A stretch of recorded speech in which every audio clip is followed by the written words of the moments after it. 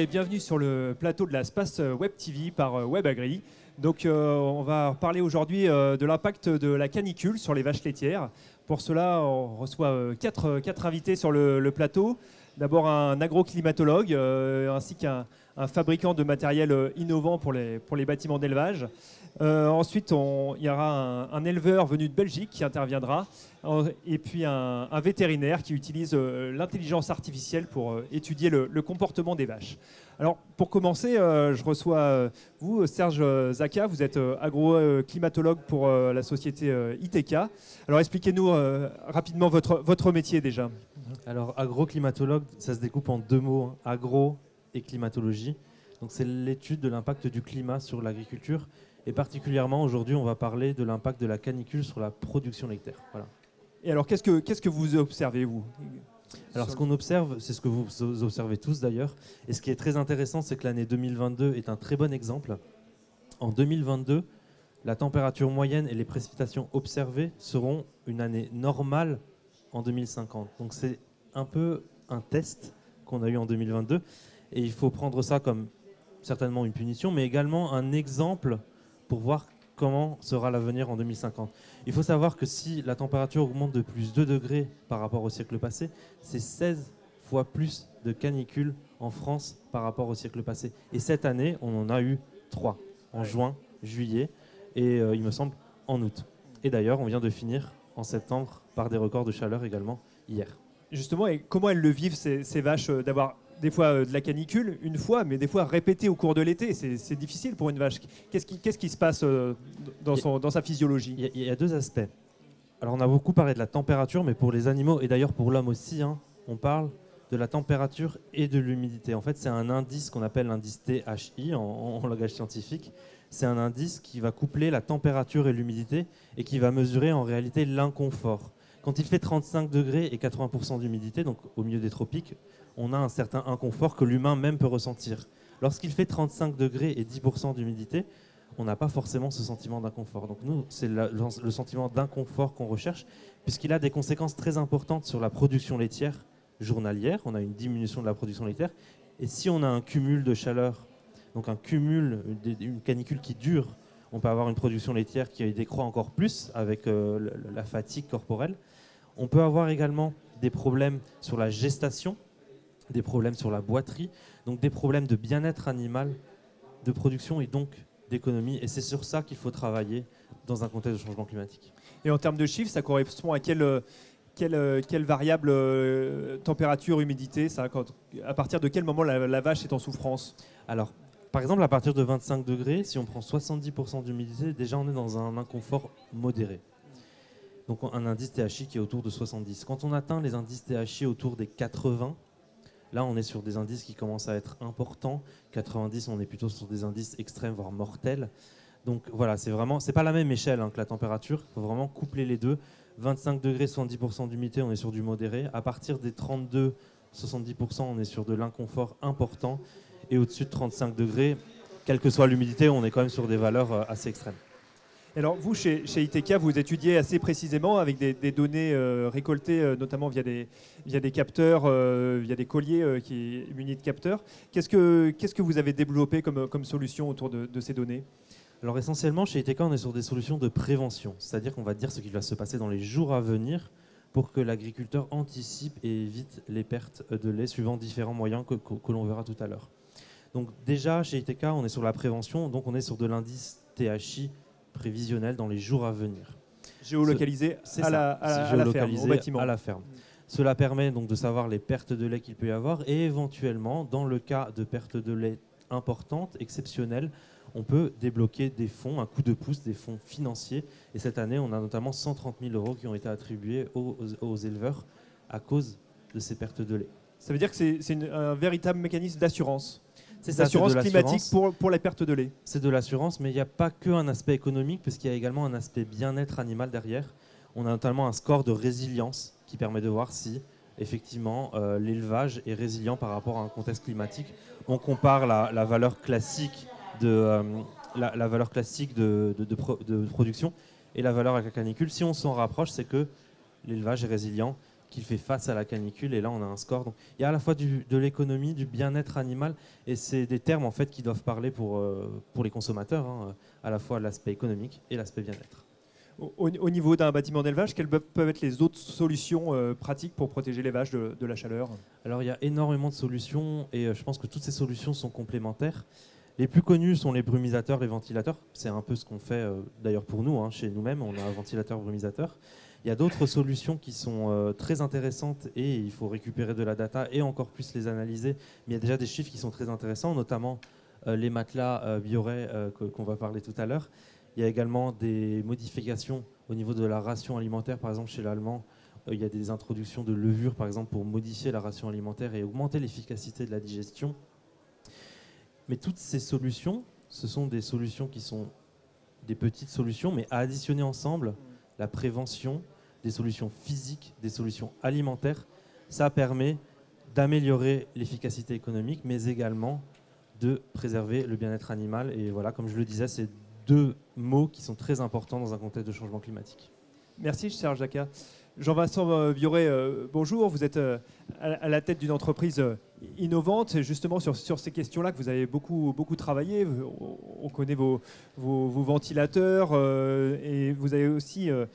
votre cœur de métier, ça reste le matelas de logette. Et vous avez créé depuis déjà quelques années une solution qui s'appelle Aquaclim, avec de l'eau qui passe dans des matelas. Expliquez-nous pourquoi et quelle était l'idée du projet. Oui, tout à fait. Alors, premièrement, complètement d'accord avec Serge. Si on veut, il va falloir réussir à prendre l'intégralité des solutions proposées pour réussir à avoir une bonne adaptation au changement climatique, parce que c'est violent. Le thème, là, c'est canicule et vaches laitières. Et en fait, ce à quoi on fait face, c'est la récurrence, c'est-à-dire c'est plusieurs vagues de chaleur successives. Donc ça c'était pour remettre le sujet. Maintenant, donc Bioréagri, c'est une entreprise spécialisée dans le confort animal, le bien-être animal. On a développé l'Aquaclim, qui est un matelas à eau climatisant, parce qu'on a compris que non seulement il fallait une bonne circulation sanguine pour l'animal pour produire du lait, donc le matelas à eau répond à ce besoin physiologique. Et derrière, il fallait refroidir l'animal pour réussir à lutter contre ce stress thermique.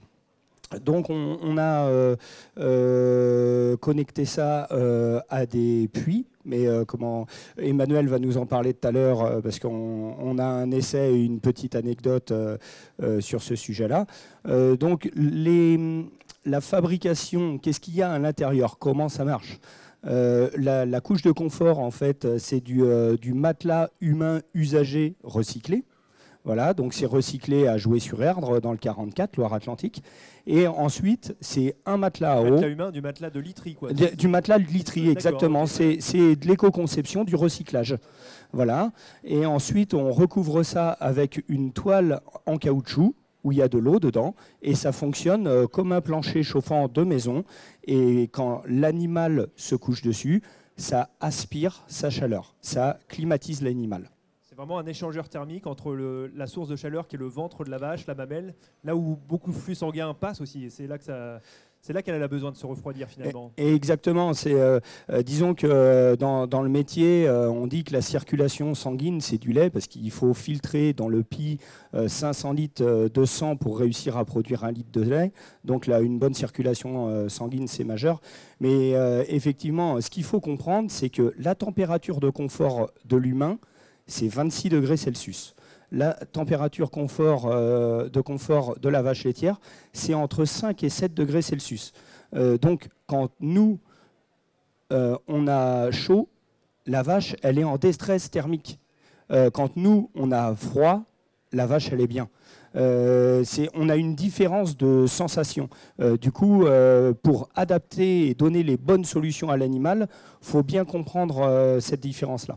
Vous, c'est une solution. Alors, nous, on est là dans le contexte français avec nos petites canicules, mais vous êtes une société internationale et c'est un produit qui pourrait intéresser notamment des élevages à travers le monde ou qui connaissent des des vagues de chaleur beaucoup plus importantes que les nôtres?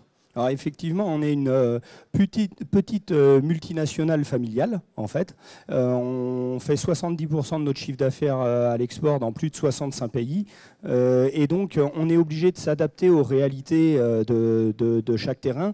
Et le stress thermique qu'on a vécu cet été, il y a certains endroits, les climats continentaux connaissent ça tous les ans. Et effectivement, même là-bas, ça s'aggrave. Et donc, le matelas climatisant, ça va faire partie des outils où ça ne va plus être un choix. Il va falloir qu'on s'adapte, qu'on trouve des solutions, et l'aquaclim, c'est une solution. On va aller dans une région aride, la Belgique, donc, avec un de vos clients, Emmanuel Peters. Bonjour. Bonjour. Vous avez installé un nouveau bâtiment récemment et vous avez choisi cette solution de l'aquaclim. Expliquez-nous un peu l'idée du projet et pourquoi cette solution-là. Donc on est parti sur un bâtiment type serre, donc ventilé par les côtés et par le toit pour les vaches laitières. Et alors on est parti par la suite pour le logement en aquaclim. Et qui dit serre dit excès de chaleur? Pas forcément. À l'intérieur? À l'intérieur? Non, pas d'excès de chaleur. On a mesuré la température au plus haut, quand il a fait 40 dehors, il faisait 40 à l'intérieur. Donc c'est la même chose. C'est juste la différence du vent qui rafraîchit les vaches, quoi, Ouais, d'accord. dans le bâtiment. Et du côté des logettes, alors, pourquoi? Donc en matelas, au fait, j'étais déjà dans un ancien bâtiment logette Caillebotti en matelas à eau, mais c'est matelas à eau standard de chez Bioret. Donc j'étais resté dans l'optique de remettre la même chose, parce que voilà, ça marche, ça fonctionnait très bien. Mais on est parti... En termes de confort, en termes de confort, c'est vraiment de portage, on va voilà, dire, de portance. Oui, de portance. Oui. Bah, de toute façon, ce qu'on voit même en humain, c'est le matelas haut pour les personnes affaiblies, on les voit aussi, c'est un peu la même chose. Donc pour les vaches, c'est ce que je trouvais le plus approprié, en tout cas de mon point de vue.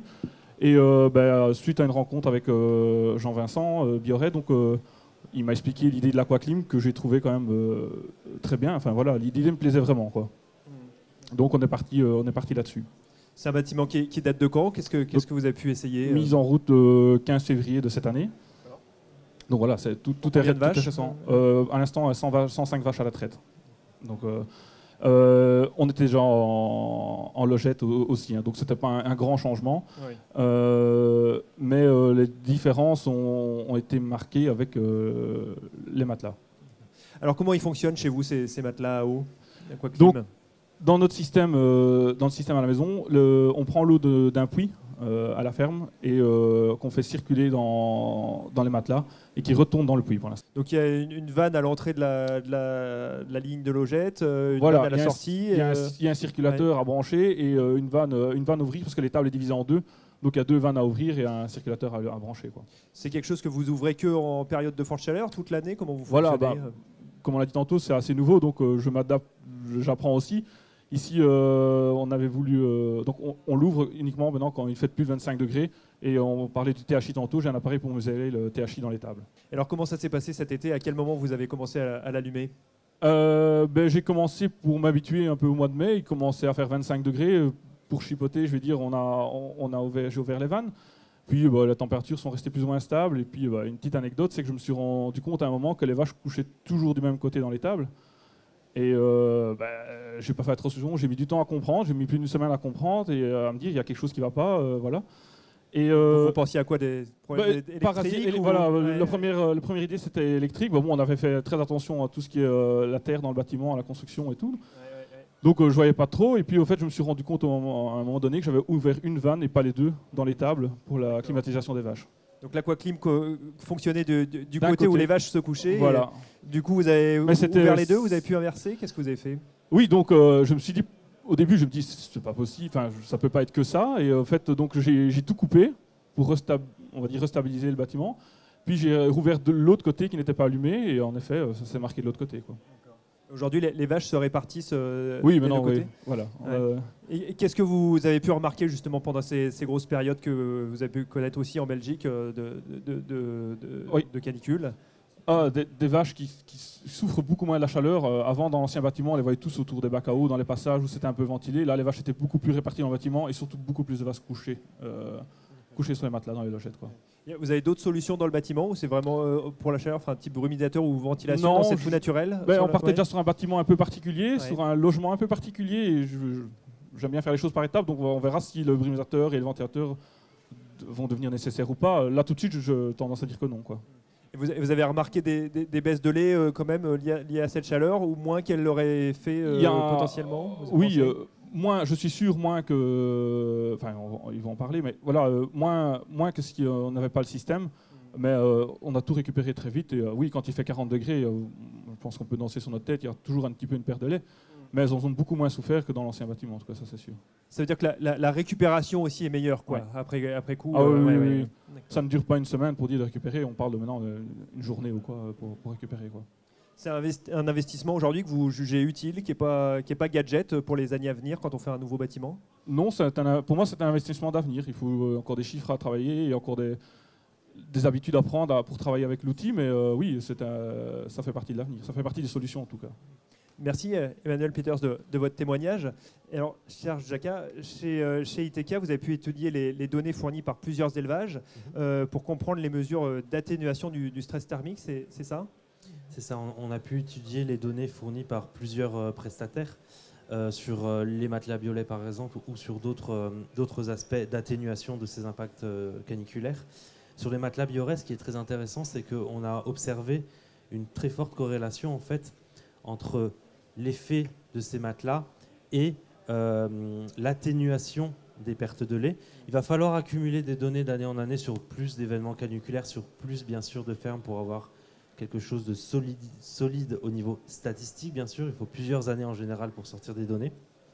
Mais les premiers éléments sont très concluants sur cette atténuation des pertes de lait. Pour chiffrer, il va falloir encore attendre peut-être 1 an ou plusieurs canicules. Comment vous les avez collectées, ces données? Sous quelle forme? On les a reçues en fait de fermes qui utilisaient les matelas et des fermes qui n'utilisaient pas les matelas.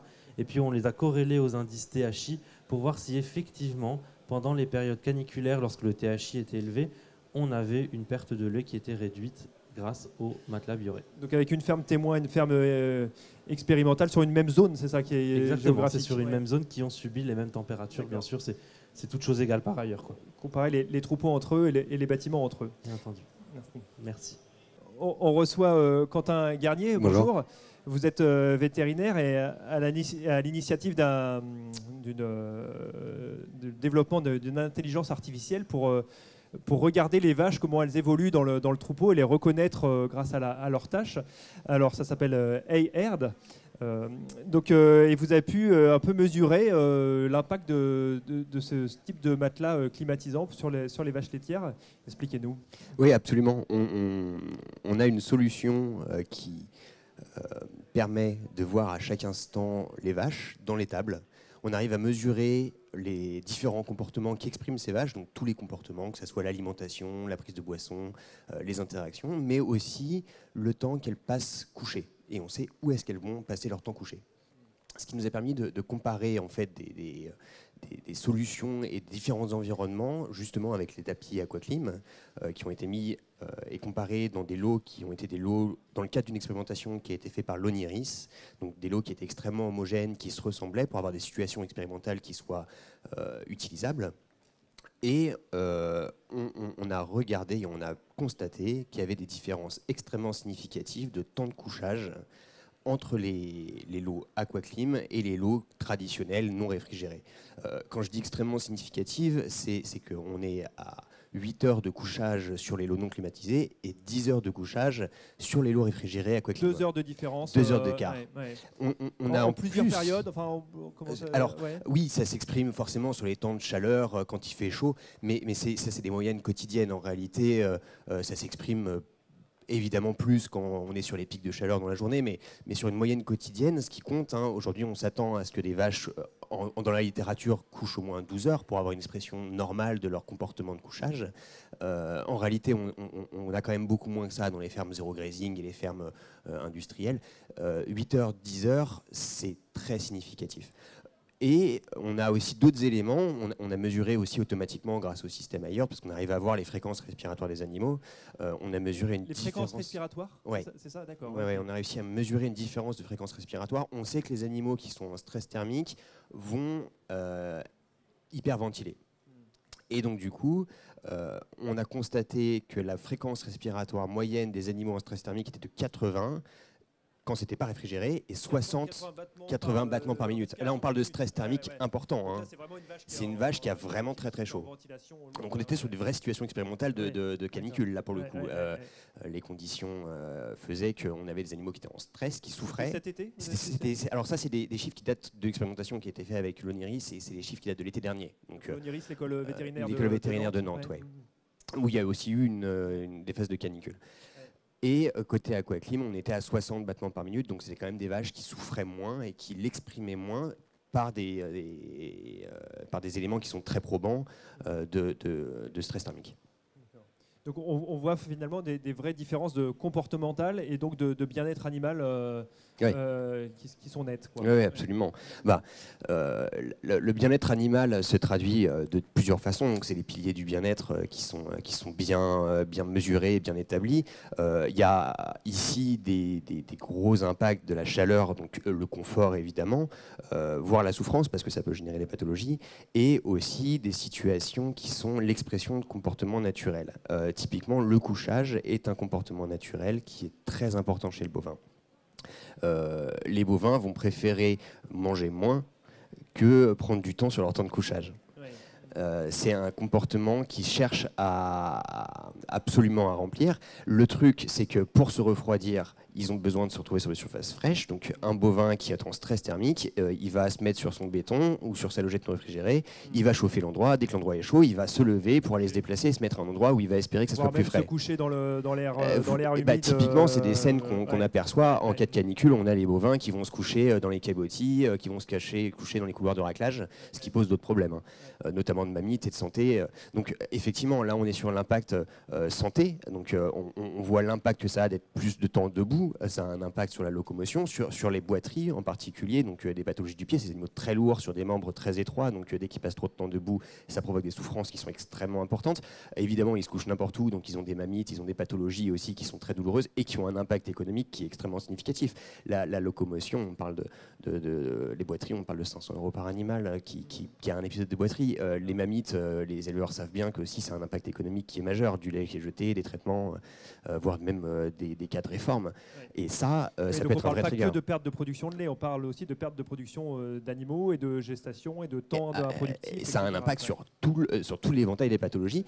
Et en plus de ça, ça a un impact sur le confort même de l'animal. C'est-à-dire que des situations de stress, quand nous on a trop chaud à 30 degrés, on est extrêmement inconfortable et ça provoque du stress. La vache, c'est encore pire. C'est des situations qui sont très délicates pour elle et tous les moyens de refroidissement sont aujourd'hui essentiels. Les tapis Buren, on a mesuré qu'il y a une différence très significative. Évidemment, les autres moyens étaient cités aussi sont importants et peuvent être conjugués.